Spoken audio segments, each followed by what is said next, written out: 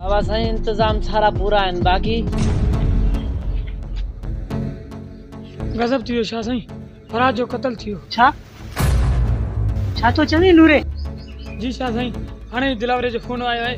पटरी ते मिलियल लाश जी थाणेदार तस्दीक करे छॾी आहे। उहा उन्ही लड़के फराज जी आहे जेको हिन हवेली में मुलाज़िम हो। इन्ना लिल्लाहि व इन्ना इलैहि राजिऊन।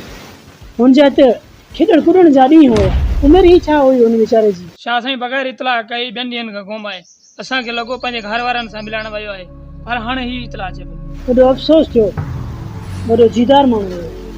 किथे हवेली खां ई निकिरंदे ही मुखालफ़िन जे हथी न चढ़ी वियो।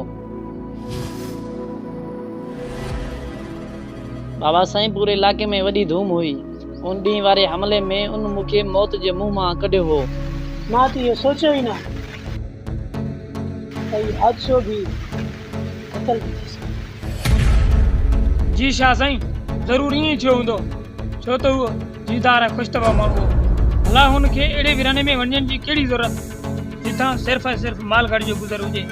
हा, अगरि हीउ हादसो मुसाफ़िर गाड़ी या कंहिं वॾे प्लेटफॉर्म ते थियो हुजे, हा ॻाल्हि सम्झ में अची वञे हा। ज़रूर शाह साईं, हिन खे कंहिं हल्दी गाॾी साम्हूं धको ॾिनो आहे। चलो हिन जी बि ख़बर पइजी वेंदी। पुलिस खे पंहिंजी तस्दीक मुकमल करणु ॾियो। मां नथो चाहियां त पाण मां को बि मुखालफ़नि जे ख़िलाफ़ बयानु ॾिए।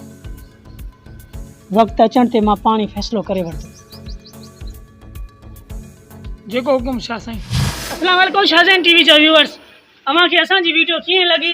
जेकॾहिं पसंदि आई आहे त वीडियो खे लाइक ज़रूरु कयो। ऐं हा, चैनल खे जेकॾहिं सब्सक्राइब न कयो त चैनल खे सब्सक्राइब करे छॾियो। ऐं हा, बेल जे आइकॉन ते क्लिक करे आल ते क्लिक ज़रूरु कंदा, जीअं असांजी हर वीडियो जी नोटिफिकेशन सभ खां पहिरीं अव्हां ताईं पहुचे। महिरबानी थींदी। महिरबानी।